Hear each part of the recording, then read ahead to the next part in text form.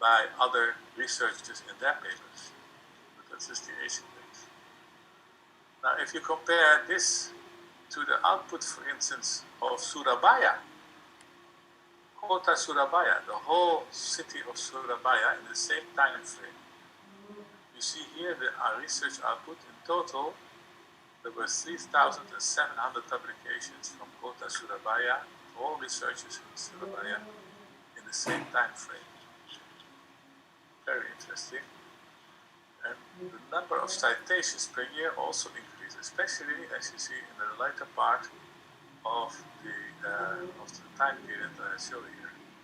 So since 2005 all the way to 2015, the number of citations increased this time yearly. So it's getting better.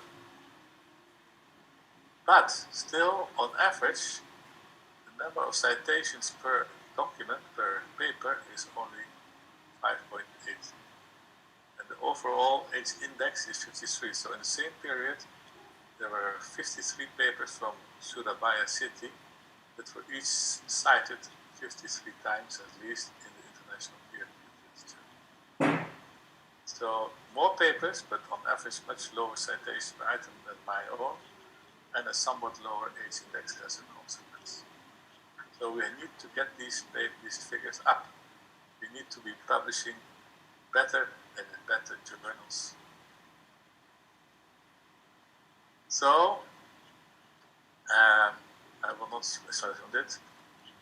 So everybody agrees that Indonesia still lags behind in scientific publications. This is one of the most famous researchers from Indonesia, Sangkot Mazuki.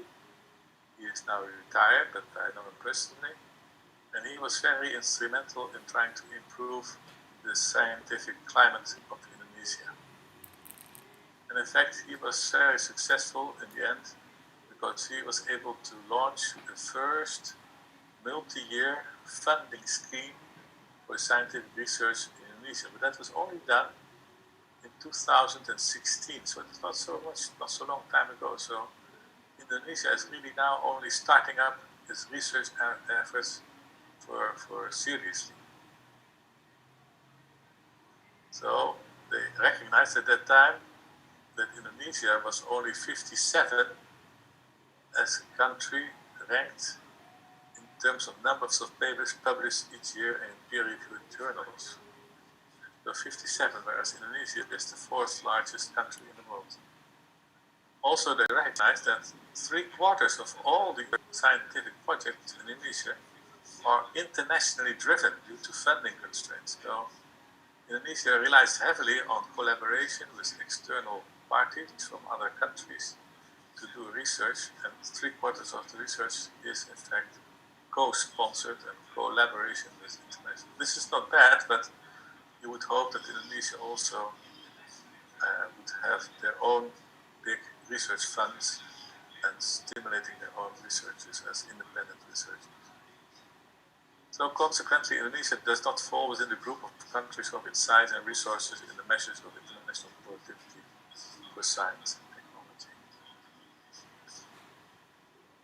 Well, the fund, this is the DP fund, this Dana Ilmu, are focusing on all these topics. So they have a very wide focus, including life, health and nutrition, but also water and food and energy, also economy, earth climate. So there's a big spread of their attention.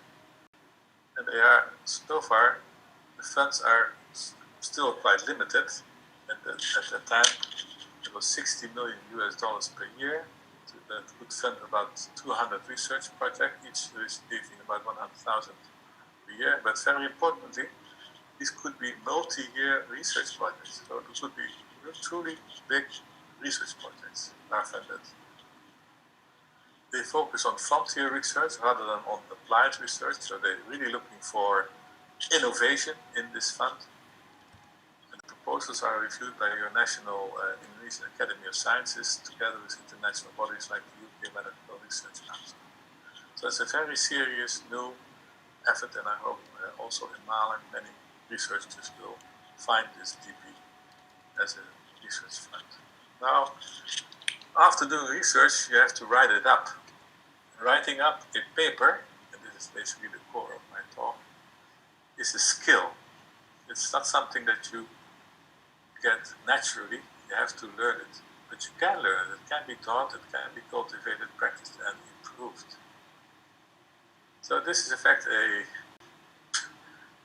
picture of a training workshop on scientific paper writing from 2012 in, I think it was in Kathmandu, done by an Australian support group.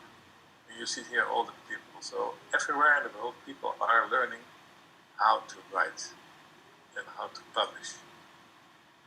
So there is a road to publish internationally, and I will spend some time talking about this.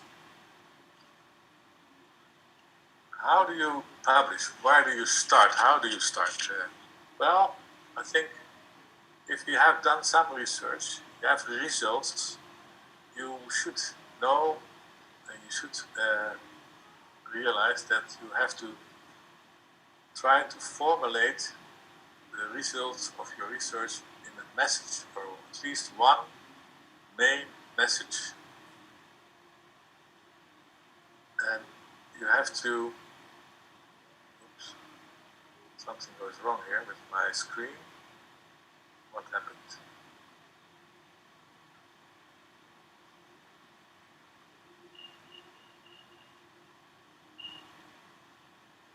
So what happened? Another user. Somebody. Use the link. This link. I will ask him that to fix. Baila.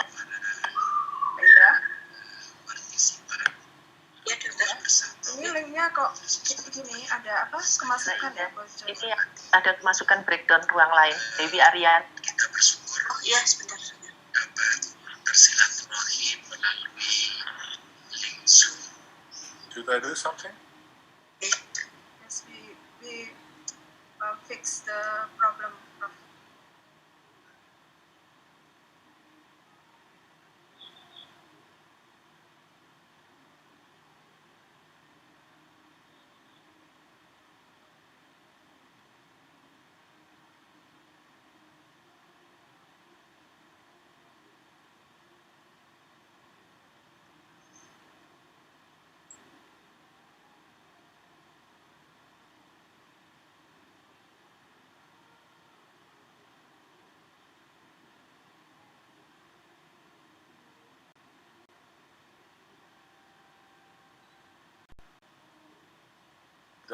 I see Dr. Dewi now.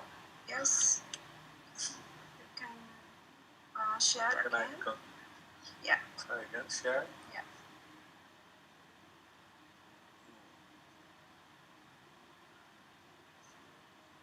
Oh yeah. Everybody, am I back in the business now? Yes, now. Okay. So, once you have done research, you have to publish it, I said. And to be able to publish it correctly, I think you should use some kind of roadmap to publish in internationally high-quality journals. To do that, I think the first and most important step is make sure you have a good message from your research. What is the message? What does your research tell you, and what do you want other people to learn from your research effort when they read your paper? For instance, suppose I was doing an evaluation of a rapid test for COVID-19, which is a very, let's say, up-to-date topic. And you find that the rapid test that you have been evaluating will correctly identify not all people that are positive, but those that are mostly contagious. So then your report shows that the rapid test, X I call it now, for COVID-19, will correctly identify the contagious numbers in the target population. This is a very important message because it means if you use the test, all people that test negative with a rapid test can be considered not to be contagious at least. They may still have low numbers of virus, but they are not contagious. So this would be a correct formulation of the main message of a report if you've done this type of research. So each of you that are in research and you want to write up you have to come up with one or two of the main messages of your research.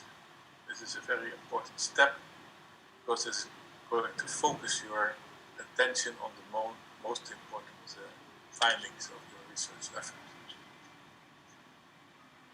So the second thing is you have to ask yourself, is my results, is my message, is my data, are my data worth publishing? Will it really contribute to science? Will it really contribute to the scientific body of knowledge? If you think, no, this is not true, then I would suggest you do not attempt to publish it at all. But you have to be aware that you can do, let's say, confirmatory research. Many initial observations of claims by other researchers regarding a topic need to be confirmed by independent research elsewhere, and it can be your research. So even if something similar has been already published somewhere else, it may still be very worthwhile for you to do the same type of research and either confirm or negate, refute the findings of the previous researcher. So it is not needed to have completely new data all the time. Also, if you have limited data but still interesting new data, but there's only limited information, then you should consider short communications and letters. And it is much better to have a concise short paper in a high impact journal than a full paper in a low impact one. So if you have some data that is interesting but is not enough for a full size paper, that's okay. Please make a short communication for a high impact journal. Also, case reports are very useful and valuable pieces of information, and there are special journals that focus nowadays on publishing case reports. There are also case reports of unusual events in medicine or in public health are quite valuable to be published. So this is my second thing. So please be critical, look at the data, and try to say whether it's really publishable or not. And once you have decided that you do have data that can be published and should be published, you have to specify the recipients of your message. Who do you think should be the recipient of your message? What people should read your information, should get your information? Should it be all scientists in the world? Should it be all medical doctors? Only basic scientists? Or should it be focused on certain medical specialties like infectious disease or pediatrics or pediatric allergy, like the genes topic of research is? Should it focus on healthcare technology?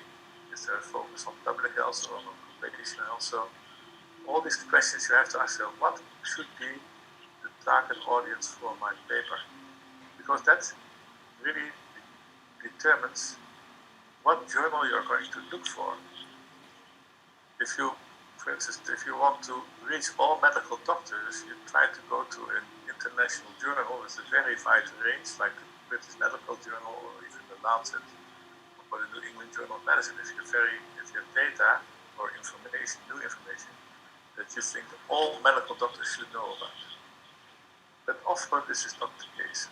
Many times you can focus on the medical specialty or on the technology or on the public health arena or occupational health arena. So then you have to go and make a choice. I'm not sure how you do it, but it is best to think about journals as journals that have a quality, they have impact. And the trick is to get your data, the good data that you have said, well, this is good and good enough to be published in a good quality journal. So there are many journals out there, and you have to search for the good quality journals. We do that usually by looking at the Web of Knowledge, just looking at the journal citation reports. I'm not sure if you can do that in Malang, but you also have the Scopus website that has a similar ranking of journals, where you can look for journals and look at their ranking. Our dean in our faculty really wants us to publish only in the top 25% of the category of the journal. And how do we do that? Well, we look here at the Web of Knowledge, and you see here, this is just a screenshot of that ISA Web of Knowledge. You see here that you can view a group of journals by subject category. So if you click that, you can make a choice, and you get this selection box here. It only shows a small part of it, but you can see here geriatrics, health care sciences, hematology. It's about alphabetic listing, infectious diseases, and there's about 50 different categories that you can choose from. And you select one or more categories that you think would be perfect fit for your publication. And then you submit, and then you can get the list. For instance, this is the list for the subject category Medicine, General and Internal. And it shows you that there are 155 different journals that are categorized as Medicine, General and Internal. And here it shows the first 13 of those. Now you see this is the top journal in this category, it's the New England Journal of Medicine, that has the highest impact factor. The Lancet is here, and you see here all the journals. So in my institute, if you want to really reach out and get as many doctors to read your papers, you try to get your paper to one of these top journals. But of course, you need to have a very interesting new data that you think should be shared quickly with all other doctors in the world. It can be go to a more restricted paper. For instance, here look at tropical medicine. There are only 21 journals listed in this category, and these are the first 14 of these. And you see here their impact factors. So if you have a tropical medicine paper that is really fits for tropical medicine, you try to choose between the first 10 of these different journals preferentially. But this is where you should try to put your data in. Of course, it should be good data, it should be well written, but then I think if you have good data, try to get it there. Now this is one for infectious diseases. You see here the top journal for infectious diseases nowadays is the Lancet Infectious Diseases subjournal, but also the American Journal, the Journal of Infectious Disease, and Journal of Infectious Disease, AIDS, etc. This is the European Journal, Clinical Microbiology and Infection, the European Society of Clinical Microbiology and Infectious Diseases. So we target our papers in this category of journals, in the highest category. So now, once you have chosen a journal that is most appropriate, you have to make sure that your data is up to date. So you have to really search the literature electronically for similar data as your own paper has. So of course you have to check the most peer-reviewed literature through PubMed. But today I would like to stress the point that there are also two so-called repositories. One is a open access repository of clinical trials and systematic reviews. And another is a repository of preprints. Now I will first focus on this. Well, this is the repository for clinical trials and systematic reviews. It is intended to improve the efficiency of research efforts by preventing redundant applications. So it's a database where you can see all clinical trials that are ongoing. And you can then also decide not to start your own clinical trial on the same, or you can even ask for collaborations and thereby improve the study quality. It also shows you which trials are started and were not finished. So all the trials are there. Now you have to realize if you do a clinical trial or a systematic reviews, almost all international journals now, the editors, when you submit your paper, they require you to say whether your trial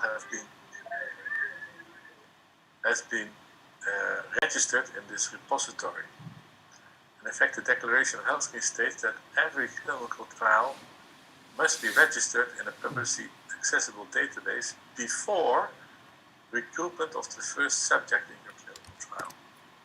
So because of that, the editors will ask you, when you submit your paper to publication, did you register your clinical trial or your systematic review in one of these repositories?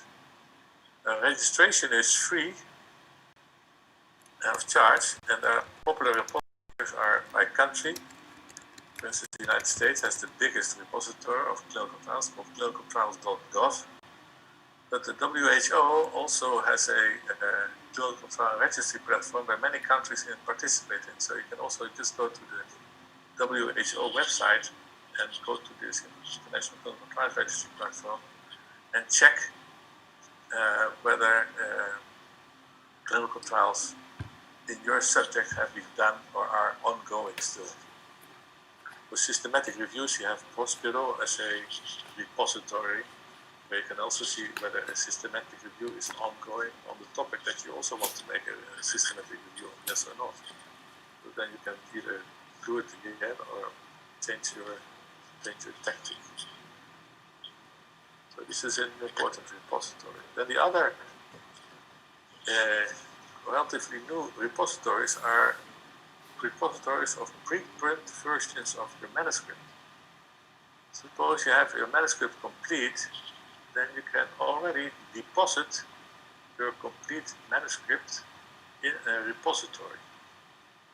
So these are complete manuscripts that have not yet been peer reviewed by an editorial board. You can already put in there. And posting preprints on an open access platform on the web allows for quick dissemination of new information. And these repositories do not do a review, they only look for basics, they only do a basic screen for abusive content, so they will, of course, not accept nonsense information. But otherwise, they do not do a review. And thereby, you define when such information or discovery was first released to the public. This also improves transparency of what's going on, and it is much more quicker. Basically, it resembles presenting as an oral paper or as a poster, new but not published data yet, during a typical live scientific conference that you are all used to do. So it is a new way of presenting your data quickly. It is allowed by most journals, not by all journals, but by most journals. They allow you to have a preprint deposited in such a repository. Of course, it does not replace submission to and publication in a peer-reviewed journal.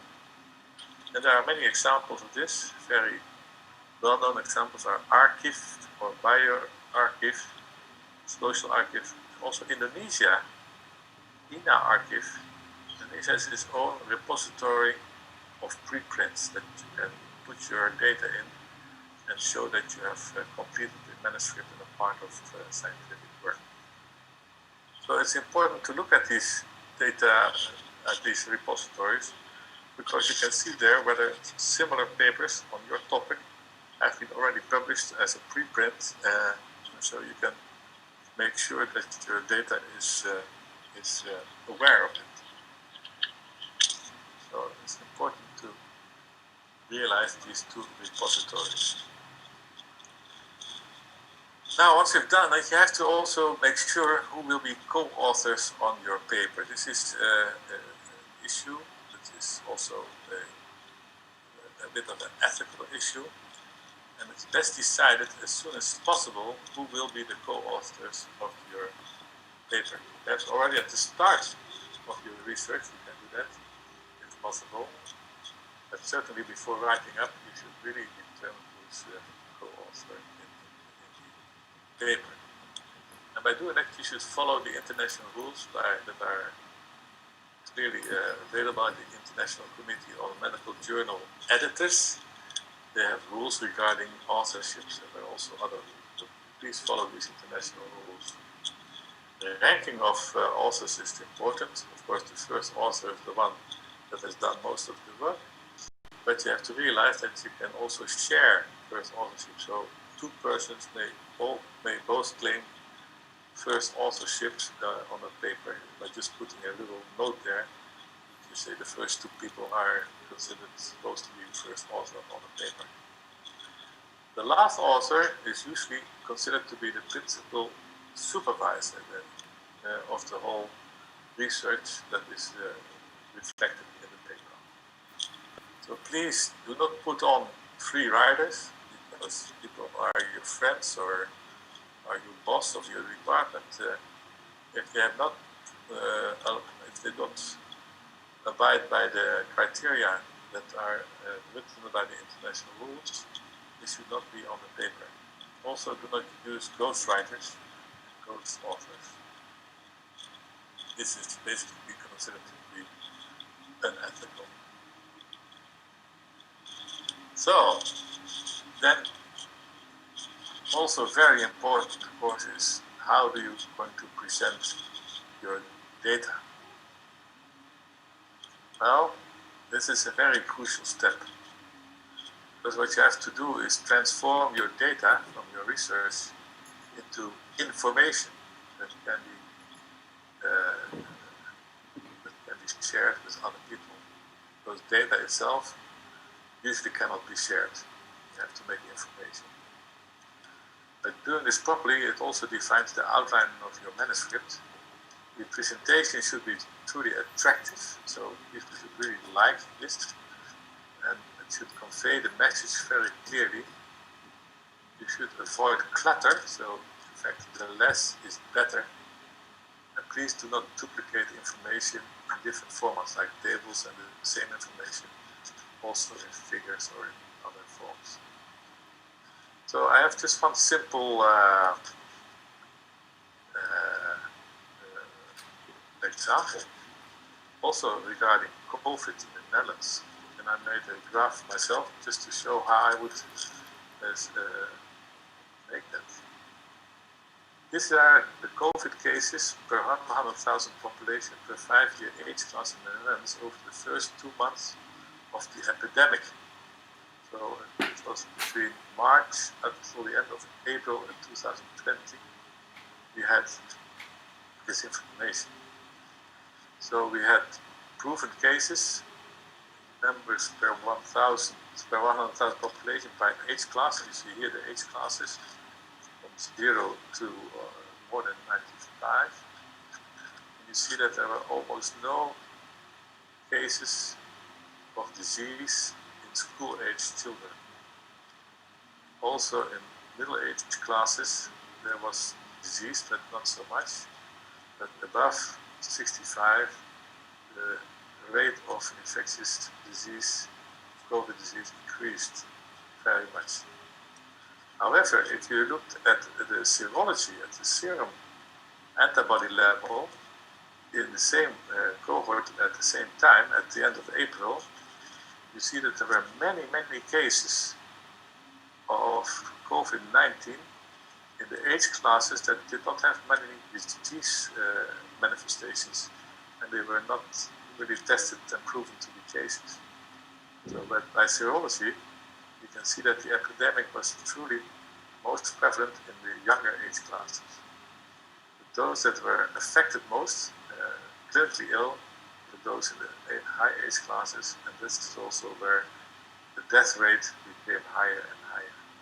So this is a relatively simple way of showing what went on in the Netherlands in the first few months of this COVID-19 epidemic, and not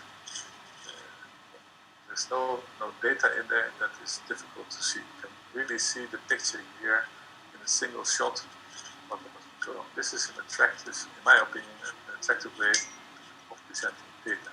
You could also take the same data and make tables from it, a lot of rows of tables by age class, be very difficult for anybody to make any information from it. So please make attractive tables and attractive figures and other cartoons to make your information available to your readership. Very important.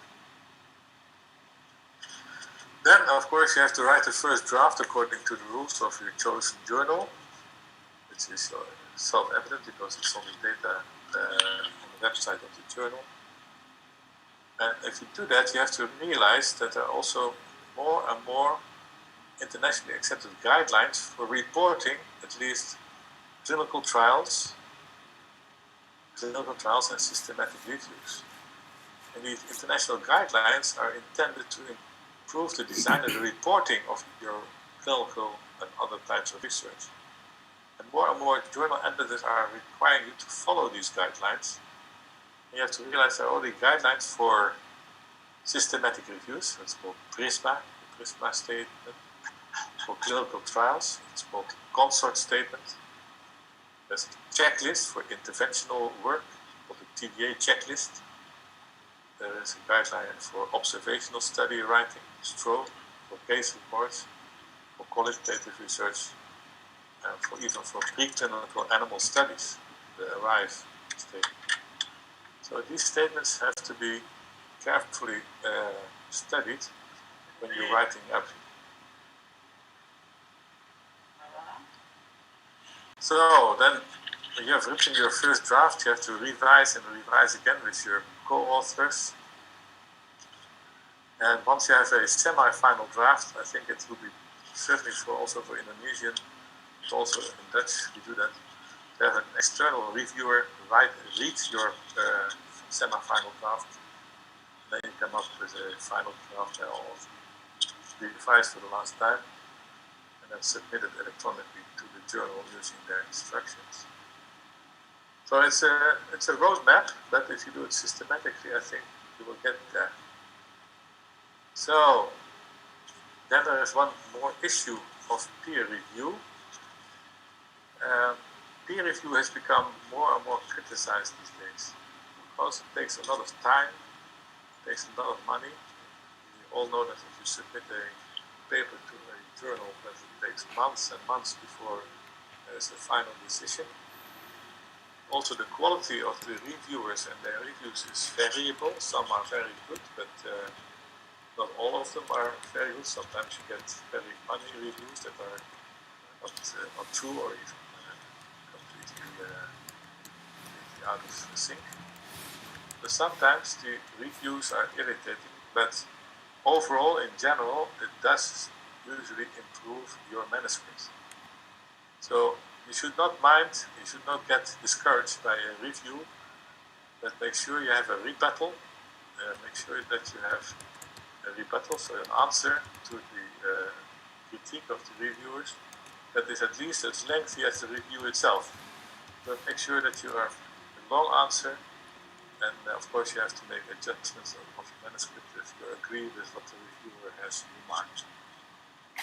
So I think if you do that, you will get good manuscripts in good journals.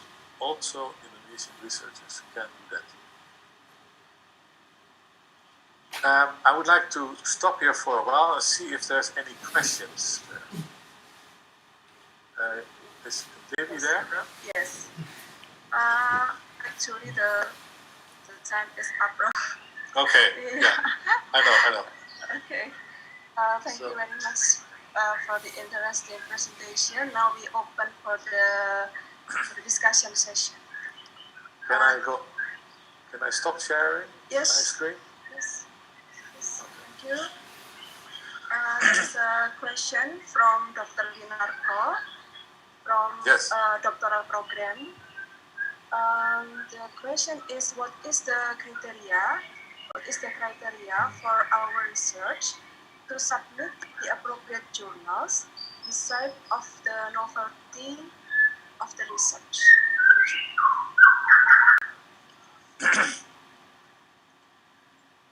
Well, there are many criteria, of course. Novelty is indeed one of them, but as I said, also an open for critique. So numbers are important, and you make sure that you do have enough numbers to make a true statement. So if you formulate your research and you have a good research question, you have, from that research question, you have to have a research design, and in that design, the numbers should be a very important issue, because you really want to prove or disprove a certain finding. So these are the ones that are come to mind in terms of criteria. Of course, as I try to point out, you have to write up your text, and it's also a matter of writing up an attractive text.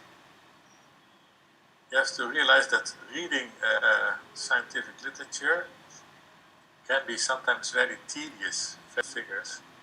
So this would be my answer. Dewi also knows about this. I do. So suppose you have 10 animals and 3 are dying, then the death rate is 3.333%. This is the concept, of course. Into a nice paper and put this preprint into the repository in Indonesia or another repository and submit it. That would be enough for the doctoral program. Of course, I don't know whether it's against the rules of Indonesia. But for me, I would, as a doctoral program manager, I would be already quite satisfied if my students would be able to show me that they have a preprint, that they have put into a international repository. Thank you. Maybe one more question from Dewi Santosaningsih from Doctoral Program. The question is novelty research means that the research is something really new, or can we do same research but in other places or some different methods or else? Yes. No, that's exactly true. No, research novelty can be interpreted in many ways, but to repeat a finding that was done in, let's say, in India, and repeat the same study in Indonesia is still valuable, because it shows you whether first the whole finding can be repeated and has the same outcome in Indonesia or not. And if not, you can speculate about the differences. Why was the first study not correctly performed or incorrectly interpreted? Or is there a difference between countries, even in ethnicity, etc.? So there is always reason to repeat other people's findings. Because the single study is usually not enough for anybody to say this is true or not true. My last part of the study, or my last slide of my presentation, would have been a picture of Mr. Karl Raimund Popper. I'm not sure if you know Mr. Karl Raimund Popper. He was a philosopher from Austria, who lived most of his life in England, because he was chased away from Austria by the Nazis in Germany. But he developed this interesting, or this new basis for scientific effort. It is basically, he said, it's very difficult or almost impossible to come to the truth. You can perhaps come close to the truth by trying all the time to try to falsify, they call it, falsify your opinion. So if you think that you have found something, you have to do more research, trying to see whether the research is true or not. So trying to disprove your own hypothesis all the time. So if you have done that many times and you are failing to disprove your own hypothesis, then perhaps you're close to the truth.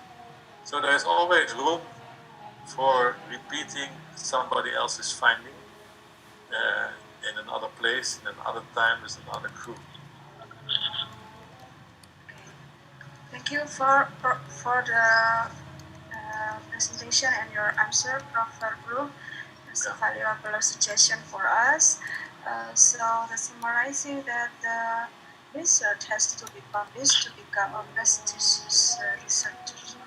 And And then Prof. Verbrugh already described 12 steps go to publish the international publication. So thank you very much, Prof. Applause for Professor Verbrugh. Thank you very much for inviting me again. Thank you very much, Prof. If you want to leave the room, it's fine, Prof. Okay, Yes. I will leave the room and have a very good continuation of your conference. And I hope to be back in Malang soon. Okay. We waiting for you, Prof. Okay, thank you. Bye-bye. Okay, then for the next lecture, I would like to invite Dr. Asri Maharani, MMRS PhD. Dr. Asri will talk about the postgraduate journey, how to make the most of your study, and pave the path to be a researcher. Dr. Asri, time is yours. Dr. Asri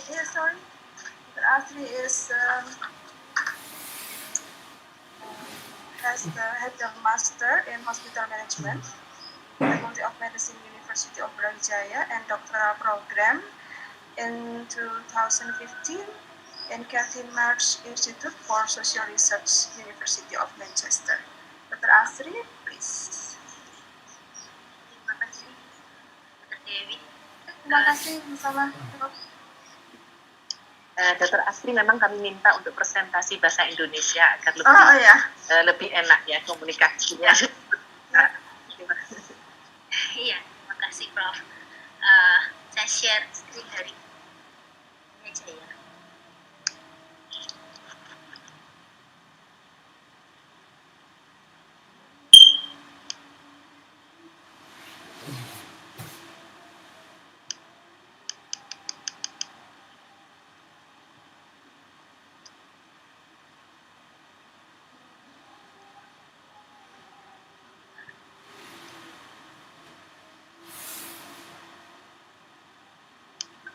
Tadi sudah muncul Dr. Asri, tapi terus hilang.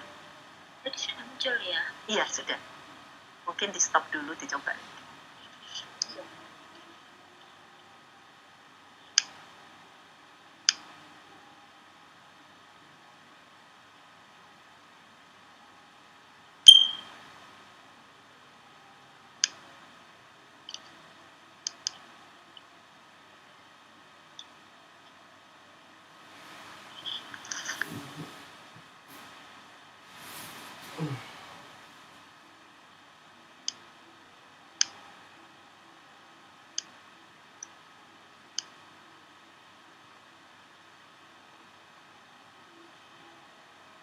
Apakah sudah muncul?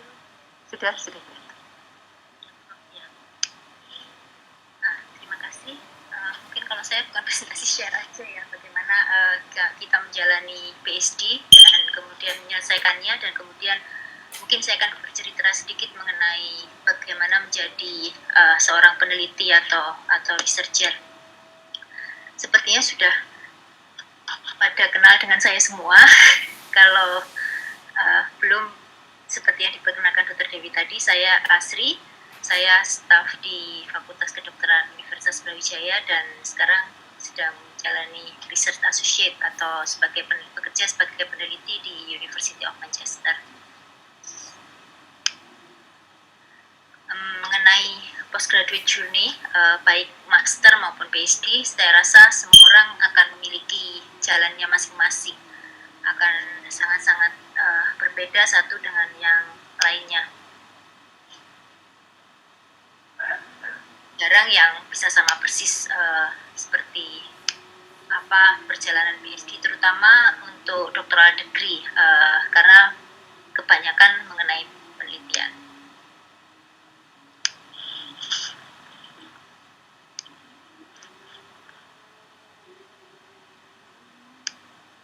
Jadi ada sih yang menggambarkannya seperti ini, gambarnya lurus-lurus saja, ada yang inginnya lurus-lurus aja, waktu pertama kali mendaftar rasanya inginnya lurus-lurus aja, kemudian ternyata saat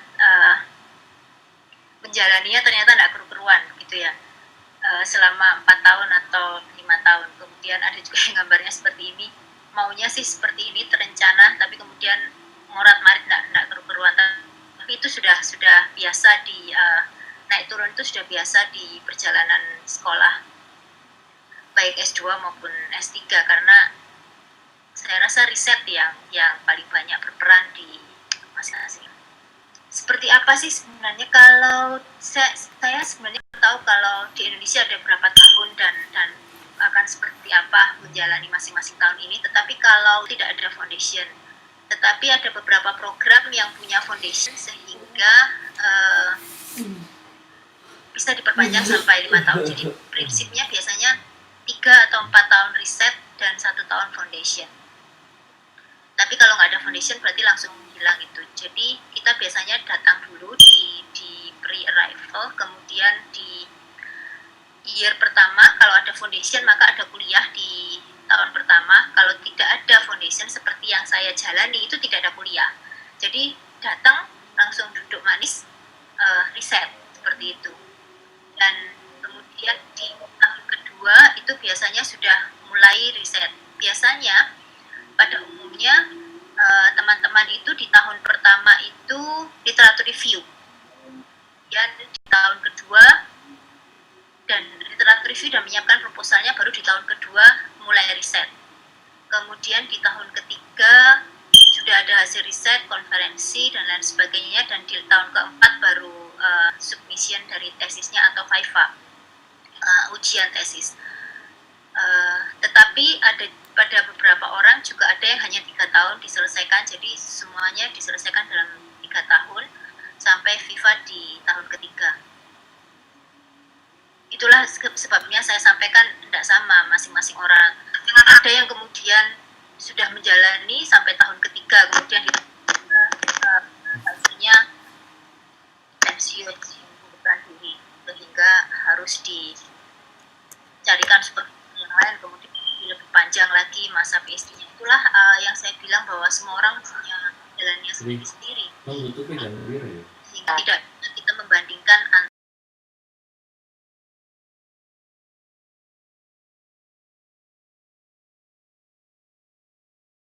tiap akhir presentasi dalam bahasa Inggris.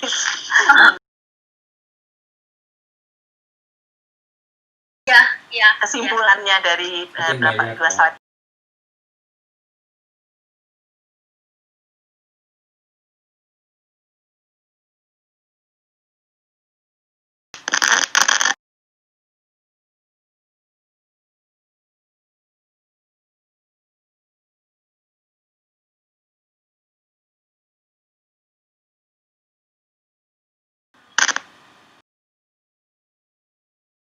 For this slide, that for a PhD or master will have their own journey, flat, nice plan journey, and then some people will have it like a very very difficult journey. For example, like my colleague, when he already in the 3rd year, and then the supervisor got retired, and then he needs to get another supervisor which have a new concept of his PhD, and then he needs to going back to the beginning. So everybody will have their own journey. I mean that people usually finish it within 4 years in the UK and in Europe, and 5 years in the America or in the US, but then it will be fine if it's got longer. Getting the PhD longer is not necessarily that you are worse than the other. It could be also because your journey is more difficult than the other, so it's fine.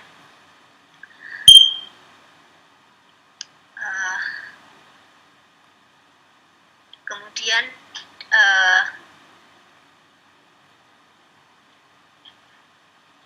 ada 2 macam disertasi. Ini mungkin yang berbeda, seperti tidak sama dengan di Indonesia. Jadi di sini ada 2 macam disertasi. Yang pertama itu adalah traditional format. Jadi traditional format itu sama dengan yang ada di Indonesia, yaitu introduction, kemudian literature review, methods, result, discussion, dan conclusion. Jadi pada umumnya seperti yang saya sampaikan tadi, kalau 4 tahun maka tahun pertama biasanya literature review, menyelesaikan literature review sampai methods, jadi proposal apa yang akan dilakukan pada tahun kedua kedua dan ketiga dan keempat. Kemudian penelitian sambil menulis result, discussion selama tahun ketiga, dan kemudian di tahun keempat menyelesaikan semuanya sekaligus dan conclusion, kemudian viva. Format yang kedua itu adalah alternatif format. Jadi kita di sini dibolehkan mengambil alternatif format, yaitu susunannya berbeda banget dengan traditional format. Introduction, kemudian paper 1, paper 2, paper 3, paper 4, conclusion. Jadi ini lebih concise atau berbeda karena kita membuatnya langsung dalam bentuk paper, semuanya digabungkan satu sama lain, kemudian tinggal ngasih introduction dan conclusion. Kesulitannya dari alternatif format ini adalah kita harus bisa membuat introduction, paper 1, paper 2, paper 3, paper 4, dan conclusion. Semuanya itu membentuk suatu benang merah atau membentuk sebuah cerita atau garis merah. Nggak bisa misalnya paper 1 misalnya mengenai A mempengaruhi B, kemudian paper 2 mengenai C mempengaruhi D, begitu. Hal yang sangat berbeda itu akan sulit karena ada introduction dan ada conclusion di akhir yang akan menggabungkan atau menyampaikan semua paper itu secara sekaligus. So to resume, in the UK we have two types of dissertation. The first one is traditional format. So for the traditional format, I think we have the similar thing with in Indonesia. So we have introduction, literature review, methods, result, discussion, and conclusion. Well then, other than a traditional format here, the student is allowed to have the alternative format. I think it's also happening in Netherlands. So we have introduction, the first publication, second publication, third publication, fourth publication, and the conclusion. It's not necessarily that we publish all those 4 papers, but at least we have one publication if we want to go by the alternative format. More and more students now choose the alternative format and then you can have both publications and thesis in the same time without rewrite the publication into the traditional format or thesis format. Nah, lalu apa yang saya lakukan? Saya melakukan alternatif thesis format. Jadi dari awal saya sudah tahu bahwa ya saya mengambil alternatif thesis format. Untuk itu dan saya menyelesaikan PhD dalam kurun waktu 3 tahun. Jadi masuknya September 2012, lulus viva September 2015. Jadi salah satu tips dan trik yang saya kerjakan adalah saya membawa hasil penelitian dari Indonesia sebelum saya berangkat ke UK. Sehingga pada saat saya di UK, di samping saya menulis proposal untuk fieldwork, karena saya ada fieldwork, saya sudah menulis paper pertama. Di semester kedua, paper pertama submit. Nah, ini yang harus hati-hati karena submit paper sampai diterima itu membutuhkan waktu. Ada yang 6 bulan, enggak, jarang sekali. Rata-rata 1 tahun.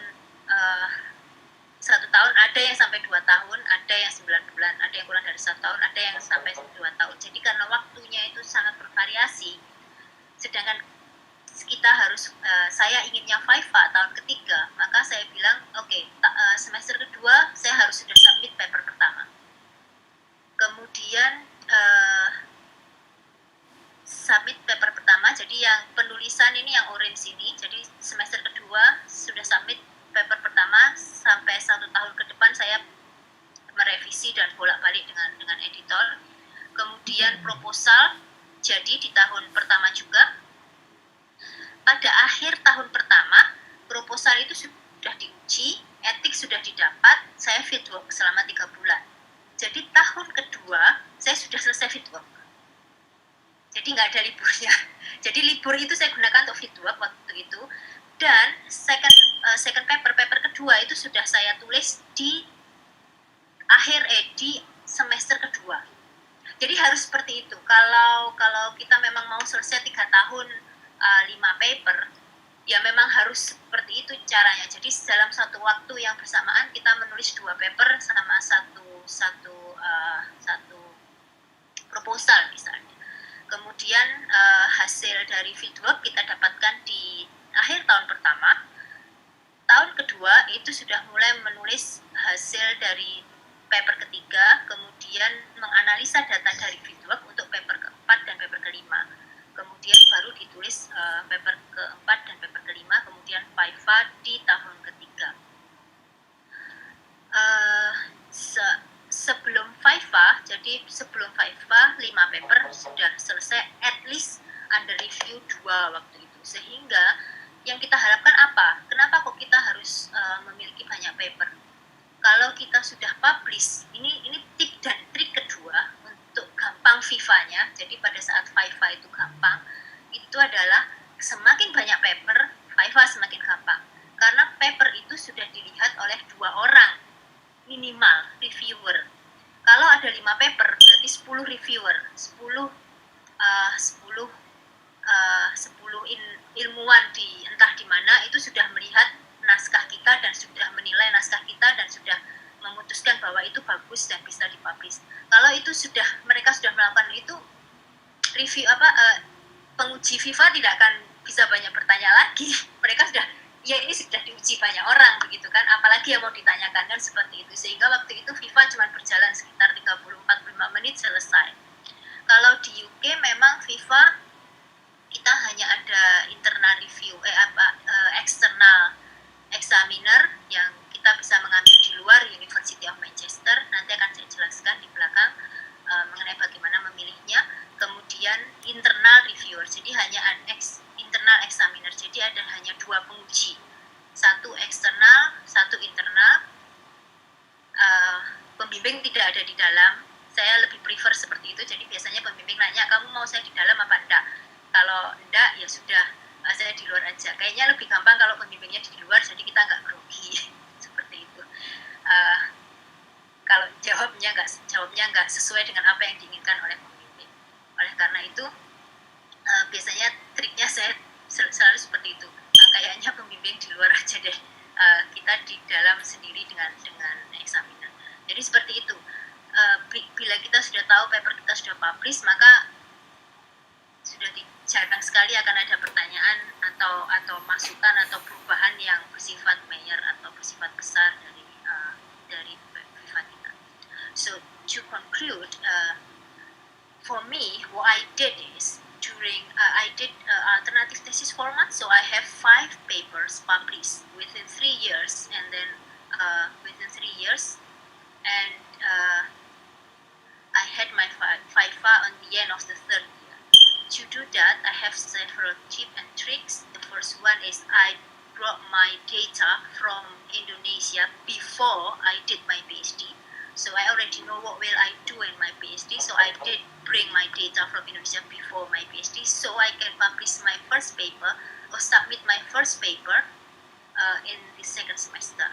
And then the second one is write the papers in the same time, 2 or 3 papers in the same time. Try to make it submitted and published as soon as possible. And then if you can publish all those papers, and then you can do your viva more easily. Nah, lalu tips dan triks untuk menjalankan PhD dengan tepat waktu dan tidak terlalu sulit untuk perjalanannya nanti. Yang pertama adalah relationship antara kita dengan supervisor. Jadi di awal kita duduk dengan supervisor. Kalau di UK supervisor itu ada 2. Yang pertama first supervisor, kemudian second supervisor. Bisa ada third supervisor kalau dibutuhkan. Kalau enggak, cukup dengan 2 supervisor aja. Nah, langkah pertama selalu datang, masuk, bertemu supervisor, dan lalu langsung membicarakan apa yang akan kita lakukan. Biasanya bukan hanya masalah riset yang penting. Masalah kita akan meriset apa, bukan hanya itu. Tetapi yang penting adalah bagaimana kita bisa bekerja dan berhubungan dengan supervisor dengan baik dan benar. Jadi ada beberapa tips yang bisa saya berikan di sini. PhD itu kesulitannya adalah kita seperti tidak memiliki batasan apa yang akan kita kerjakan. Kalau dulu saya masih di Fakultas Kedokteran lebih mudah, maksudnya seperti ini. Waktu masih kuliah S1 maksud saya, itu lebih mudah karena kan kita datang jam 7 pagi itu sudah ada jadwalnya. Kemudian sampai jam 2 siang, nanti praktikum jam 2 sampai jam 4. Semua sudah teratur. Kemudian kita masuk ke klinik misalnya, ke koas misalnya. Jam sekian sampai jam sekian harus ada di koas. Kemudian ada jaga malam dan lain sebagainya. Nah, itu yang saya bawa ke PhD. Jadi untuk dengan PhD ini saya sudah punya perjanjian dengan supervisor bahwa walaupun tidak ada jam kerja di PhD, saya akan selalu datang, duduk manis di meja jam 8 pagi, pulang jam 5 sore. Setiap hari. Itu yang at least yang harus saya kerjakan di situ. Jadi apapun yang terjadi saya akan selalu ada di situ. Jadi jadi semua akan dikerjakan dengan cara seksama, tidak nabiak-nabiak di akhir karena selalu ada di situ duduk manis riset, tidak bisa. Waktu itu adalah hal yang paling penting dalam riset.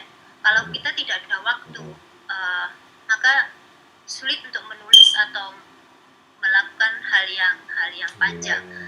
Karena iya saya dokter, tetapi saya punya banyak. Saya dulu praktek misalnya. Kemudian saya bisa membedakan kalau pada saat kita praktek, kita bertemu dengan pasien, kemudian kita melakukan apa yang kita lakukan. Tapi riset itu tidak. Kita berpikir apa yang kita lakukan itu yang sulit, dan berpikir itu membutuhkan waktu yang lebih lama daripada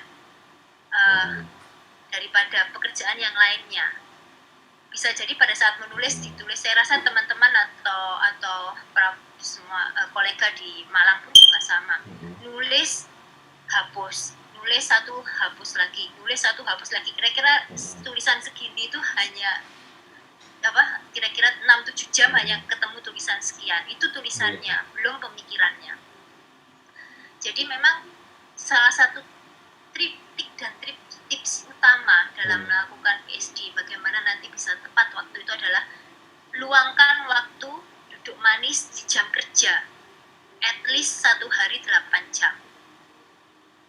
Nggak bisa cara yang lain. Itu pun saya masih bisa pulang jam 7 atau jam 8 malam. Jadi saya benar-benar di depan komputer itu bisa antara 10 sampai 12 jam sehari. Kemudian kita juga harus punya ngomong dengan supervisor bahwa mengenai training, development, bagaimana sih kita training, kemudian apa yang kita perlukan di saat training itu harus ada, kemudian juga publication plan, conference plan, semuanya rencana-rencana itu harus disusun sejak awal dengan supervisor. Kemudian apakah akan mengambil teaching activities? Kalau di sini ada teaching, jadi kita boleh ikut teaching. Jadi kita boleh ngajar di sini waktu kita PhD. Jadi di PhD sudah boleh ngajar, kemudian boleh ngajar, boleh asisten riset dan seterusnya. Kemudian karir kedepannya mau apa? Nah, ini juga yang harus dibuat perjanjian dengan supervisor. Tips yang kedua adalah selain kita duduk manis dan kerja di situ, lalu apa yang kita kerjakan? Jadi supervisor saya selalu menyampaikan, Asri, kamu cuma punya 24 jam sehari. Kamu tidak bisa memperpanjang 24 jam sehari itu. Lalu apa yang kamu pilih untuk melakukan untuk 24 jam sehari itu? Sehingga kamu bisa berhasil mencapai tujuan. Tujuan orang kan berbeda-beda ya. Ada yang memang kesini kemudian dia ingin teaching experience dan lain sebagainya. Kemudian saya bilang, saya mau jadi peneliti. Kalau begitu, publikasi yang nomor 1, harus publish. Nah, di sini kita nggak pakai, ya kita pakai Q1, Q2, Q3, tapi sudah jarang sekali dipakai karena para profesor di sini mereka lebih tahu bahwa ini jurnal yang saya mau. Misalnya mereka mau, Alzheimer and Dementia, ya sudah harus Alzheimer and Dementia itu, begitu kan. Gulung kuming seperti apa ya harus publish di jurnal yang itu. Pilihannya hanya sedikit, jadi biasanya mereka sudah punya, saya mau jurnal yang ini, mereka sudah mau, jadi itu lebih sulit, sehingga publikasi itu lebih sulit dilakukan, sehingga perjanjian saya dengan supervisor pada saat itu adalah saya dijanji oleh supervisor seperti ini.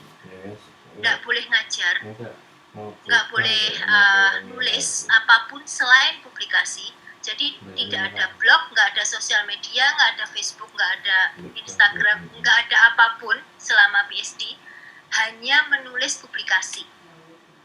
Riset, menulis publikasi. Bahkan tidak boleh research assistant. Saya tidak boleh menjadi research assistant, saya tidak boleh menjadi teaching assistant. Hanya publikasi. Mengapa demikian? Karena kita orang Indonesia, bagaimanapun juga bukan bahasa Inggris bukan bahasa utama kita. Maka waktu yang kita butuhkan untuk publikasi jadi lebih panjang. Oleh karena itu semua harus terfokus. Nah, kemudian trik kedua adalah harus punya study space. Jadi saya selalu minta pada supervisor untuk diberi meja komputer. Jadi di sini semua PhD student begitu. Ada meja komputer, link ke jurnal tak terbatas. Jadi kita bisa download jurnal apapun, meja komputer, software apapun, Stata, SPSS semua sudah disediakan oleh university. Kemudian semua harus ada, studi space itu harus ada, meja itu harus ada, dan saya selalu seperti itu juga. Seperti misalnya sekarang saya punya 2 bimbingan PhD, saya membimbing 2 PhD di sini. Saya selalu minta ke administrasi untuk diberikan meja buat mereka. Kalau nggak begitu nggak akan bisa bekerja dengan baik dan benar. Kalau mereka harus kerja pindah-pindah pakai laptop itu susah. Mereka harus duduk manis, diberi semua fasilitas, dan kemudian mereka baru bisa melaksanakan tugasnya dengan baik dan benar. Kemudian jangan sendirian. Nah, ini lagi PhD atau doctoral degree itu kadang-kadang bisa membuat kita merasa sangat-sangat sendirian. Karena ini riset kita di riset kita nih. Jadi seperti oh ya ini yang saya kerjakan ini, terus yang saya kerjakan begitu kan. Dan kadang-kadang kita lupa kalau kita itu ada kita membutuhkan masukan dari orang lain, dan riset kita juga akan diedarkan atau dijelaskan ke orang lain. Kadang-kadang kita lupa di sana, sehingga salah satu cara yang dulu saya lakukan adalah kalau waktu istirahat makan siang atau ada acara conference atau enggak di kampus pun istirahat makan siang, maka saya akan berbicara dengan orang lain dari departemen yang lain, geografi, education, ekonomi, semua departemen. Ngobrol, apa sih yang mereka kerjakan, apa sih yang kita kerjakan, begitu ya. Kemudian dari situ kita bisa tahu nih, oh iya, berarti benar nggak yang kita kerjakan ini sudah benar nggak, atau yang kita kerjakan ini jelas nggak? Karena menurut saya juga ya, kita itu bagus bukan kalau kita bisa mengerjakan sesuatu yang kelihatan keren atau enggak, tetapi kalau kita bisa menjelaskan apa yang kita kerjakan ini pada orang yang sama sekali nggak tahu. Misalnya kita bisa menjelaskan penelitian kita pada ekonom misalnya, atau kita bisa menjelaskan penelitian kita pada orang yang belajar geografi misalnya. Oh, kalau orang yang belajar geografi aja yang nggak pernah belajar kedokteran ngerti apa yang kita kerjakan, that means good. Jadi itu bisa berarti bahwa ya berarti riset kita memang bagus, berguna, dan dia bisa diterapkan di masyarakat seperti itu. Kemudian keluarga, jelas distraksi utama kadang-kadang untuk teman-teman yang ada di sini juga masalah keluarga dan lain sebagainya. Sebaiknya tidak ada distraksi seperti itu. Jadi biasanya kalau ada permasalahan, kita harus bisa ngomong dengan supervisor gimana sih supaya bisa diselesaikan dengan baik. Nah, yang terakhir adalah memilih examiner dengan baik dan teliti. Maksudnya begini, examiner atau penguji, kalau di Indonesia penguji itu ada hubungannya dengan apa yang kita tuliskan. Nah, di bidang ilmu pengetahuan itu tidak selalu A itu benar dan dianut oleh banyak orang. Bisa jadi B itu yang bisa jadi orang berpikiran bahwa B itu lebih baik daripada A. Misalnya seperti ini salah satu contoh. Ada orang yang menyampaikan bahwa social relationship atau hubungan sosial itu sangat penting bagi kesehatan. ada orang yang menyampaikan bahwa saya nggak percaya kalau hubungan sosial sangat penting bagi kesehatan. Misalnya kalau kita punya banyak teman maka kita lebih sehat. Beberapa orang bilang kalau kita punya banyak teman belum tentu kita sehat dan seterusnya. Nah, examiner yang kita pilih itu sebaiknya adalah examiner yang sedikit banyak memahami apa yang kita kerjakan. Jadi tidak menentang apa yang kita kerjakan. Biasanya saya memilih punya pilihan examiner itu adalah pekerjaannya saya sitasi. Jadi kalau saya menulis paper itu kan saya mensitasi atau mengutip ilmuwan yang lain. Nah, dialah yang biasanya saya pilih sebagai examiner. Dengan demikian akan lebih gampang bagi kita untuk menjelaskan kepada dia dan dia juga bisa menilai dengan lebih baik hasil kita. Itu adalah tips dan trik. Sebenarnya a bit cheating sih, tapi itu salah satu juga yang bisa kita lakukan agar ujian berjalan dengan lebih lancar. So, for the conclusion, what is the tips and the important thing when we want to do our PhD or master degree on time? So the first one is we need to have a good relationship with the supervisor. We need to arrange the annual leave, the working hours. Me, myself, I did work from 8 to 5 every single day only for research and writings for the PhD. No teaching assistants, no research.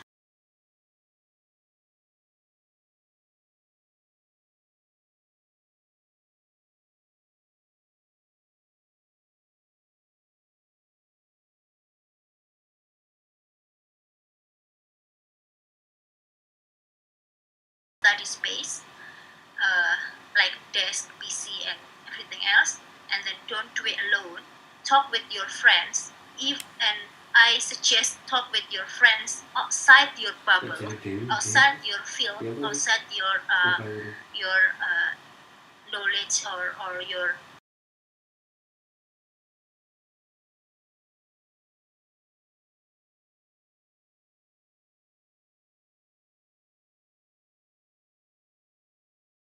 The third thing is the family matters, so make sure that you will not be distracted by family things. If you have a problem with the family or issue with the family, and then you need to talk with your supervisor to sort it out. And then the final thing is choose your examiners carefully. What I mean by carefully here is choose the examiner that understand your research background, or understand what is your research about. One way to choose it is when you cite a person, and then you can then say that this person is perfect to be your examiner.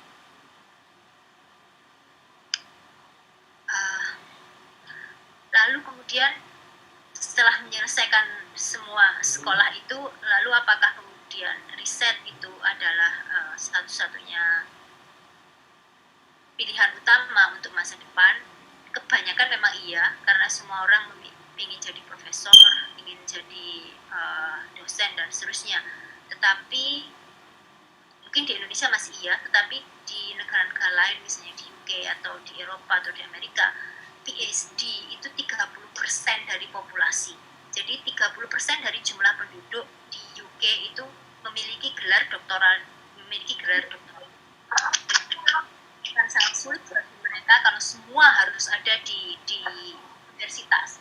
Oleh karena banyak yang menjadi policy making, kemudian bekerja di pemerintahan misalnya, industri, di jurnalisme, atau bahkan guru. Jadi putri saya yang sekolah di sini SMP sekarang, itu gurunya 2 itu doktor, punya gelar doktor, sehingga pendidikan itu memang sangat utama di sini, sehingga mereka berharap bahwa hampir di semua lini masa itu, di semua lini itu ada doktor di sana, terutama guru. Untuk baik untuk SD, SMP, SMA, itu bisa jadi mereka tuh gelarnya doktor. So for the conclusion, research is not the only choice for the future, because in the UK, for example, 30% of the population have a PhD, so it will be very difficult to fit all of them into the university and becoming a professor. Well, only few will become professors, so they will work in other job sites, for example, like policy making, and then consulting, industry, even teacher. So I mean that it's not necessarily that our PhD ended up into research and university. We can choose other things to do also. Kemudian apabila teman-teman sudah atau rekan-rekan sudah memilih bahwa oke, saya mau jadi researcher, then what to do next? Publish iya. Publish iya. Kalau nggak publish, memang kalau di sini pasti langsung bilang dari peredaran sudah tidak ada lagi begitu kan. Tapi yang paling penting ternyata untuk menjadi researcher di sini adalah mencari dana untuk penelitian, dan itu lebih sulit daripada publish karena jumlahnya terbatas, harus cepat. Nanti akan saya jelaskan bagaimana tingkat kesulitannya, dan itu yang membuat researcher di sini itu sangat fleksibel atau bergerak antar bidang ilmu dan seterusnya, karena untuk mencari research grant proposal. Jadi bagaimana untuk mendatangkan dana penelitian, karena kan terutama di Indonesia dana penelitian kan terbatas sekali, maka mau tidak mau dana penelitian luar negeri itu yang bisa kita ambil sebagai salah satu sumber untuk riset. Lalu apa sih dana penelitian itu? Jadi I haven't concluded in English yet from the previous slide. So basically, if you want to be a researcher, and then one thing that you need to do is securing research funding. Otherwise, you won't be able to stay as a researcher. As a lecturer, maybe yes, but as a researcher, we need to secure funding for research. So, apakah research grant itu? Research grant itu adalah dana riset yang kita dapatkan untuk riset kita dan tidak dibayarkan kembali. Jadi memang sudah itu dana kita dapat dan kita pakai untuk riset. Ada beberapa contoh dana riset yang sudah jalan. Ini adalah Smart Health yang kita dapat dari, ada 3 gelombang Smart Health yang dari NIHA atau Australia dananya. Kemudian kita pakai untuk riset di 2 negara, yaitu India dan Indonesia, dengan pola yang sama. Nah, dengan dana riset ini, karena memang dana riset itu besar kalau di luar negeri, harapan kita adalah dengan dana riset kita bisa mendapatkan jumlah sampel yang cukup besar. Seperti tadi kan beberapa menyampaikan gimana sih kalau sampelnya kecil nggak bisa publish dan lain sebagainya. Ya memang harus menggunakan dana riset yang besar. Seperti contohnya untuk Smart Health ini, kita bisa mendanai riset untuk mendapatkan sampel sejumlah 20.000 orang. Jadi untuk menggerakkan sekitar 40 kader dan mendapatkan sampel 20.000 orang di Kabupaten Malang.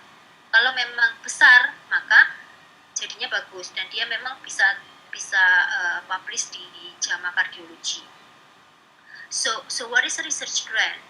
Basically, research grant is a sum of money that we got from anywhere. It could be from the government, it could be from the third-party payers, it could be from anywhere. So especially from overseas to fund our research, and we will not pay it back.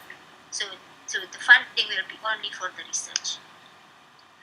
Nah, ini adalah beberapa funding yang ada di UK Indonesia. So gimana sih caranya mencari riset grant itu seperti itu ya. Jadi untuk mencari riset grant itu adalah kita harus sering-sering browsing online, karena tingkat kesulitan untuk mencari riset grant itu adalah ada jeda waktunya. Jadi misalnya hari ini pembukaan untuk dana riset Newton Fund misalnya untuk Global Health Initiative, maka dan dia ditutup misalnya tanggal 24 November, hanya masa sesempit itu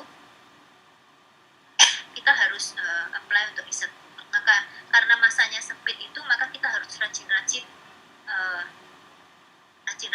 browsing, dan kemudian dana riset apa yang cocok untuk kita. Dan itu misalnya Newton Fund itu untuk negara-negara Newton termasuk Indonesia, jadi negara Newton itu adalah negara berkembang. Kemudian Medical Research Council itu dari pemerintah UK, itu ada UK and Southeast Asia Awarded Research Project, kemudian The Wellcome Trust, dan MRC Newton Fund. Jadi yang biasanya Newton ada tulisannya Newton itu Indonesia masuk, jadi semua itu harus kita lihat satu-satu. Jadi saya biasanya lihat Indonesia masuk enggak, Indonesia masuk enggak, seperti itu, ada listnya. Nah kalau sudah kita apply, nah permasalahannya adalah juga untuk apply dana-dana funding ini, maka dibutuhkan seseorang yang berada di sini, yang menjadi researcher dan punya base atau memiliki home base university di UK, dan itu bisa menggunakan itulah mengapa bisa menggunakan, misalnya saya bisa menggunakan base di sini misalnya, kemudian salah satu di Indonesia, kemudian itu digunakan untuk apply misalnya seperti itu, atau saya kenalkan dengan profesor yang ada di sini sesuai dengan bidang keilmuan masing-masing, dan profesor itu yang diajak apply. Jadi harus selalu ada profesor dari sini dan juga ada profesor dari sini, dan ada peneliti dari Indonesia. Jadi harus ada dua-dua. So to conclude, there are several funding available for UK Indonesia collaborative research project, for example, and you need to Google it in or open the website frequently to see what kind of funding available for now and what is the deadline, for example, and then what country included. Not only Indonesia, if you come from Malaysia, for example, it's Vietnam and Thailand, so mostly on Southeast Asia country we have collaboration with the UK and Australia and Netherlands, Erasmus, a lot of countries. So, but if you will need somebody in the country, the funding country, for example, if you apply for the UK based funder, you need somebody with the UK as an affiliation to support your funding. If you want to apply with Australia, and then you need Australian scholars to support your fundings. It must, I'm afraid, but you need to make a collaboration with those people. Ini adalah contohnya Brawijaya Center for Global Health, Population and Policy. Ini dengan University of Portsmouth. Ini ada Port AC UK-nya. Kalau teman-teman mau juga membuat proposal mengenai Global Health, itu bisa ikut di Portsmouth Brawijaya University Brawijaya Center ini. Nanti Profesor Sasendran yang di Portsmouth yang akan bekerja sama. Jadi pengennya riset apa, datang aja ke Portsmouth Brawijaya Center, kemudian bincang-bincang dengan di sana direkturnya kalau tidak salah sekarang Pak Sujarwoto. Jadi dari Fakultas Ilmu Administrasi, beliau dulu sekolah PhD dengan saya di sini di University of Manchester, dan juga menangani Smart Health. Menyampaikan dengan beliau pengennya apa, nanti coba akan dicarikan profesor di UK ataupun di Portsmouth kalau ada, atau kalau mau aplikasi lewat Portsmouth Brawijaya Center juga bisa. Kemudian Smart Health, so this is one example of our collaboration with Portsmouth Brawijaya Center for Global Health, Population and Policy, and you are very welcome to come to the site. Pak Sujarwoto, Mr. Sujarwoto from Administration Public Faculty, I think, yeah, he will help you to if you want to apply for funding for UK and Indonesia collaboration. Contoh lainnya adalah Smart Health. Di sini kita dengan University of Manchester dan Australia, so Smart Health ini kita punya websitenya, jadi bisa dibuka di situ. Kemudian kalau ingin PhD menggunakan Smart Health bisa, jadi tidak perlu biaya penelitian lagi karena sudah dibiayai oleh Smart Health, tapi mungkin perlu funding untuk PhD-nya. Jadi perlu funding atau funding apapun untuk PhD-nya. So this is the second example of the collaboration between Australia and Manchester University and Verbrugh University. So between 3 universities and Global Health Institute, and Global Health Institute also here. So if you have already secured PhD funding and you want to apply for a PhD in University of Manchester, you can talk to me for a proposal and how to get to the university. Kemudian seperti apa sih riset proposal? Riset proposal itu biasanya sekitar 2.500-4.000 kata, nggak banyak, tetapi sulit sekali. Biasanya ada case for support, jadi ini mengenai proposalnya sendiri seperti apa, kemudian pathways to impact. Nah, jadi proposal itu sulitnya di sini. Apabila Bapak Ibu ingin meng-apply atau menulis sebuah proposal, maka pathways to impact ini yang paling sulit. Jadi proposal itu, penelitiannya itu nanti impact-nya atau dampaknya apa ke masyarakat. Nah, kalau itu proposalnya UK dan Indonesia collaboration, maka dampaknya ke UK apa, manfaatnya ke Indonesia apa. Jadi tidak bisa satu negara saja. Manfaatnya kedua negara itu apa. Nah, kemudian harus ada cost calculation, berapa biayanya dari UK, berapa biayanya dari Indonesia. Cost calculation itu bukan berapa dibiayai Indonesia, enggak, semuanya dibiayai dari UK, tetapi di Indonesia perlu berapa banyak biayanya, seperti itu. Kemudian CV dan letter of support. Nah, ini biasanya saya banyak mengganggu Pak Dekan dan Pak Rektor untuk minta letter of support, karena harus selalu ada bahwa Brawijaya akan menjamin penelitian ini berjalan dengan lancar dan baik. Jaminan itu yang paling utama. Nah, terima kasih untuk Brawijaya selalu kalau kita memiliki kerjasama internasional selalu dapat bekerja dengan baik, sukses dan lancar, sehingga orang akan percaya gitu. Orang selalu percaya kalau saya bilang, oh ya, nanti Brawijaya mengerjakan. Mereka nanti akan langsung percaya karena sudah pernah berkolaborasi dengan Brawijaya dan hasilnya baik. So this is the format of the research proposal. What you need to provide as case for support is the basic or the proposal itself. What will you do in your research?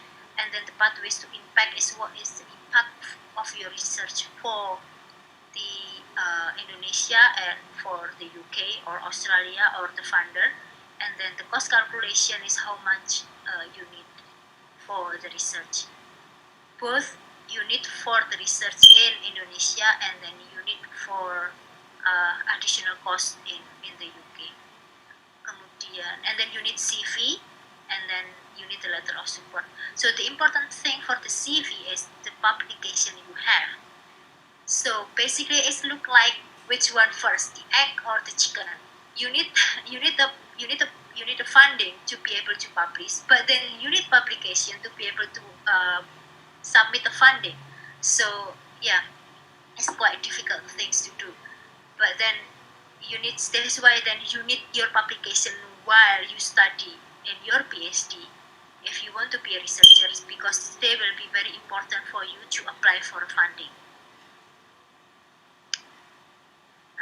Selalu siapa saja yang apply, biasanya komposisinya seperti ini. Ini ada principal investigator, orang yang responsible, biasanya ada 2, bisa jadi multiple principal investigator, 1 di sini, 1 di Indonesia. Kemudian co-investigator itu orang-orang lain yang ikut di funding itu, dan name researcher biasanya orang yang mengerjakannya. Jadi siapa yang mengerjakannya, karena biasanya para profesor itu kan di UK, para profesor pasti beliau akan memiliki research associate atau research fellow atau researcher yang akan mengerjakan funding, mengerjakan penelitiannya. Nah, ini adalah application website. Jadi kalau mau apply funding itu harus selalu memiliki application website. Ini bila Bapak Ibu akan apply funding untuk UK misalnya, maka akan harus terdaftar di sini. Kalau mau apply di Australia, ada websitenya sendiri di Australia. Jadi selalu ada application website. Inilah mengapa kita tidak bisa tidak bisa membuat karangan CV sendiri karena semua ada di sini di aplikasi website. Semua sudah ada di sini. Jadi di sini akan terlink dengan ORCID ID, terlink dengan university tempat berada. Kemudian jadi ada linknya sudah dengan semuanya. Jadi nggak perlu ngisi berapa banyak publikasi dan seterusnya karena sudah akan terrekord di sini. Ini yang kalau memang ingin apply funding maka harus memiliki akun di website ini, mendaftar di sini. Kemudian nanti ini ada funding yang datang ini misalnya, kemudian diklik di sini dan apply. Biasanya untuk apply harus didahului oleh aplikan dari negara asal, dari negara yang memiliki funding. Jadi biasanya saya yang akan mendahului untuk mengisi GES ini. Kemudian mengundang rekan dari Indonesia, saya masukkan namanya ke sini dan saya buatkan akun GES-nya. Itu yang biasa kita lakukan kalau memang akan apply untuk funding. So this is the application website if you want to apply for a funding. You need to be registered in this application website if you want to apply, and you need to be collaborate with the UK researcher or Australia researcher or anywhere where the funder take place. Kemudian untuk menyiapkan proposal itu perlu banyak waktu, padahal selalu ada deadline. Itulah mengapa kita selalu berkejaran dengan waktu. Kalau sudah preparing proposal dan sangat-sangat sering sangat mendadak. Yang penting adalah seperti biasa kita cek dulu mereka butuhnya apa, kemudian atau tema risetnya apa, kemudian harus sesuai dengan tema riset. Misalnya kalau sekarang misalnya yang saya sedang apply saat ini adalah bagaimana penata laksanaan COVID di UK, misalnya seperti itu. Maka ya harus sesuai dengan itu, bahwa riset saya harus mampu memberikan informasi ke policy maker bagaimana tata cara pelaksanaan COVID di UK, seperti itu. Harus sesuai dengan guidance. Kemudian baru kita membuat research plan, kemudian di costing, jangan lupa dengan costing. Di sini ada namanya research administratif yang akan membantu untuk costing dan lain sebagainya. Kemudian application form harus semuanya lengkap. Kemudian harus ada university approval dan disubmit. So this is the steps to prepare a proposal. You need to check the funder's guidance notes, and then develop your research plan, and then costing your project. Somebody in the university will help you to do this cost, because here you won't be able to know each of the cost. Is quite difficult to get it. So somebody in the finance will do it, and then complete the application form, and then get the university approval for application, and then submit the application. Okay, that's I think all I can share. Good luck with your journey. Maybe there is any questions. Thank you, Asri, for the nice presentation. Now to the discussion session. It's a question in the chat box from Keba. The question is, was your PhD program research-based? That was why you chose the alternative method. Can the alternative method be used in mixed mode, coursework plus research-based? That's the question. So my answer is yes, my PhD program is research-based. In the UK, most of the PhD program is research-based. Very rare that we have mixed methods or coursework one. Unless you already a lecturer here and then you want to do it side by side with your work, but it's very rare. So mostly people here, they will do research-based. Why I choose alternative methods? If you have a research-based program, PhD programs, it's not necessarily that you need to choose alternative methods. You can still choose traditional methods. I choose alternative methods because I want to be able to have as many publications as I can. And it fits me very well because I do not need to write down literature review again and methods again from the beginning. All I need to do is just publish. Yes, it can be used in the mixed methods if you want to do the coursework and research bits, but I think it will depend on the university where you study. If the university where you study allow you or have this scheme, and then you can choose this alternative. Thank you, Dr. Asri. Any other questions in bahasa Indonesia SOP, I think?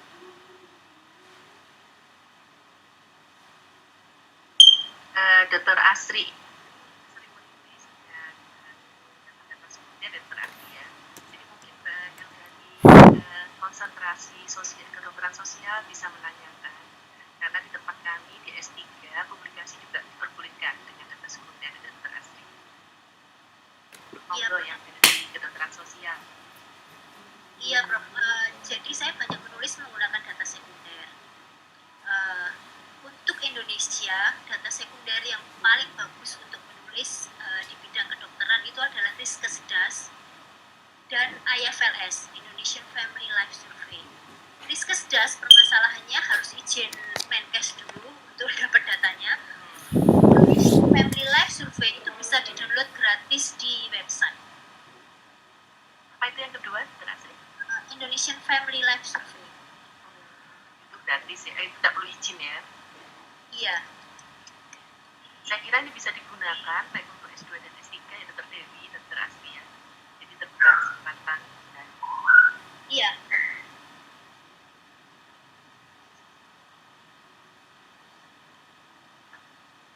Tapi memang perjalanan studi seorang itu tidak sama ya. S2 atau S3 tidak ada yang pernah sama. Tergantung promotor. Ya, promotor sama juga bisa berbeda perjalanan. Perjalanannya bisa berbeda. Ya. Sama persis saya sama Prof Verbrugh dan Dr. Sevrin persis dengan kolega dari Semarang, perjalanannya tidak sama. Dengan Jakarta, walaupun promotor sama, perjalanannya bisa berbeda. Jadi memang karena memang penentu utama saya kira adalah mahasiswa sendiri ya. Betul. Dan ya, itu sampai mendengarkan Dr. Asri bagaimana tahan berjam-jam di depan komputer, kemudian tidak ke media sosial dan sebagainya. Nah itu yang mungkin yang agak berat. Kuncinya memang itu, Bro. Kenapa, Dr. Asri? Kuncinya itu harus ada temennya.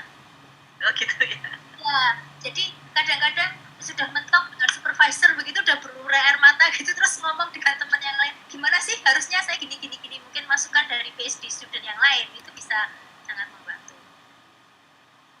Seperti punya perspektif yang baru dan semangat yang lain. Saling mensupport antar teman.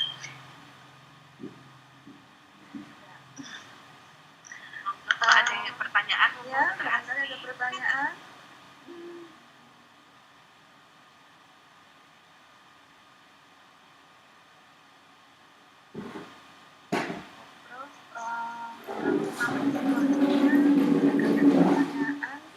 Untuk Dr. Asri, awal untuk PhD programnya waktu itu menggunakan publikasi dari Indonesia, it's no problem ya? Tidak apa-apa. Bukan publikasinya dari Indonesia, datanya saya bawa dari Indonesia. Oh, oke. Data dari Indonesia, data sekunder yang tadi itu. Ya. Datanya memang bisa pakai Susenas, bisa pakai Susenas, saya dulu bisa pakai Susenas juga bisa. Jadi udah setengah matang, udah ada material yang akan diolah menjadi suatu tulisan, suatu publikasi, itu akan mempercepat proses perjalanan ya, Dr. Asri. Salah satu tipsnya ya. Jadi untuk yang teman-teman yang sekarang sedang menempuh studi di S2, S3, kalau sebelumnya sudah punya data, preliminary data yang bisa diolah untuk publikasi akan mempercepat proses perjalanan, mungkin seperti itu. Ini Prof Lugi. Jadi kalau yang related dengan penelitian yang di S3-nya gitu, Prof Lugi. Iya. Saya kira mungkin untuk penelitian data sekunder itu bentuknya juga banget ya, seperti original research gitu ya Dr. Asri. Tetap ada introduction, ada methods ya, kemudian ada result dan discussion, tetap bisa metodenya kan ya. Bisa. Tetap bisa. Biasanya teman-teman itu kalau menggunakan traditional methods itu literatur review dipublish sendiri. Nanti studi protokol dipublish sendiri. Oh, itu juga bisa, Prof. Ya. Studi publikasi protokol jadi banyak. ya, studi protokol kan ada anunya jurnal khusus untuk studi protokol. Ada pertanyaan dari Ibu Ida Chandranita. Jika berkenan boleh minta email Dr. Asri, mungkin bisa di-share di chat box, Dokter.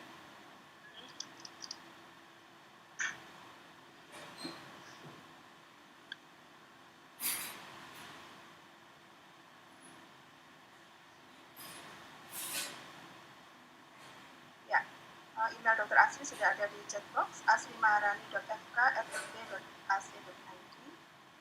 Ini ada juga salam kenal dari Dr. Laksmi yang mengenal Dr. Asri melalui Prof. Gindu Tampu Bolon.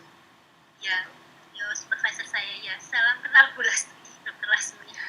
Nanti saya sampaikan kalau saya ngobrol dengan Bu Gindu. Oke, dokter, terima kasih. Ya, ini ada dari Dr. Hera. Dr. Asri mungkin next time bisa menjelaskan penelitian data sekunder, bagaimana step-step untuk kita bisa mempublish paper 1, paper 2, dan seterusnya, berkenaan dengan keminatan sosiomedicine yang masih mencari jalan dalam kegalauan. Oh iya, baik. Ada kegalauan di sosiomedicine. Dr. Asri, bagaimana?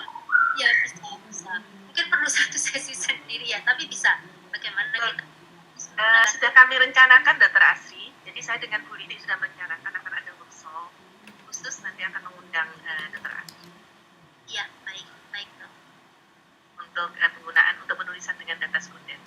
Ya, baik Dok. Terima kasih sebelumnya Dr. Asri.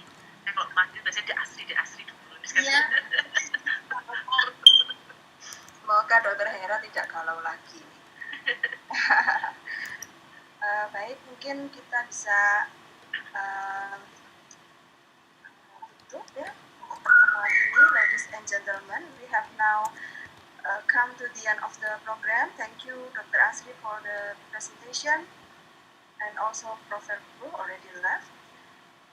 For the participants, on behalf of all committee members, may I thank you very much for your participation in this guest lecture. I hope you enjoy the program. Let us all be guided by all the things we have learned and heard throughout the lecture and be able to influence our future to be better. Stay safe and keep healthy for all. Thank you and goodbye. Terima kasih, selamat sore. Assalamualaikum warahmatullahi wabarakatuh. Waalaikumsalam. Terima kasih. Dr. Asri, Prof. Asri, Oh ya, Prof. Win, matur nuwun hadirnya. Yang mahasiswa semangat ya, setelah ini memang webinarnya sudah berakhir, tapi kita harus keep ya the spirit of the seminar ya, for the next final process ya, for your journey. Semangat. Iya, sama-sama. Ya itu Dr. Pak Dekan, terima kasih. Iya, saya tidak pindah dari tempat duduk. Saya kira semua pembicara menarik sekali. Dan tadi kita bisa mempelajari juga Pak Dekan, ternyata nilai dari soft communication and letter itu bisa sejajar ya dengan original research.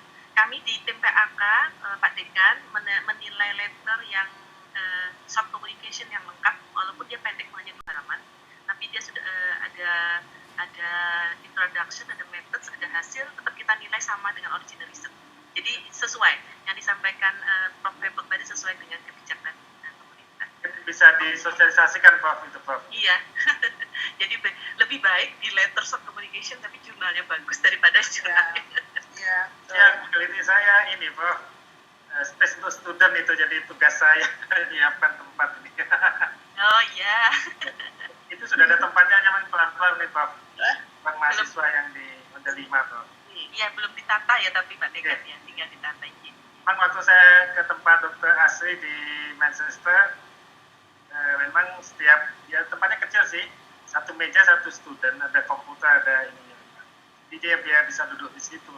Nah, itu janjinya Pak Dekan ya. Insya Allah. Jadi saya tadi ingat, aduh ya ini tugas fakultas menyiapkan. Dan ruangan Nanti kan tempatnya sudah ada, Prof. Tinggal nanti ada satu meja, satu tambah dikit. komputer, jadi mahasiswa bisa duduk di situ. Ya. Tapi untuk yang masa yang jauh, ini masa pandemi memang belum bisa ke sini. Ya, terima kasih sekali Dr. Dewi sudah Terima kasih. Terima kasih Dr. Dewi. Terima kasih Pak Dekan. Pada Sama-sama. semua peserta juga terima kasih ya sudah join acara ini dan sampai terakhir ya. Terima kasih. Oh juga terakhir untuk panitia, terima kasih semuanya. Terima kasih kembali Prof. Miss kami, Prof. Monggo. Monggo Pak Dekan. Monggo, bisa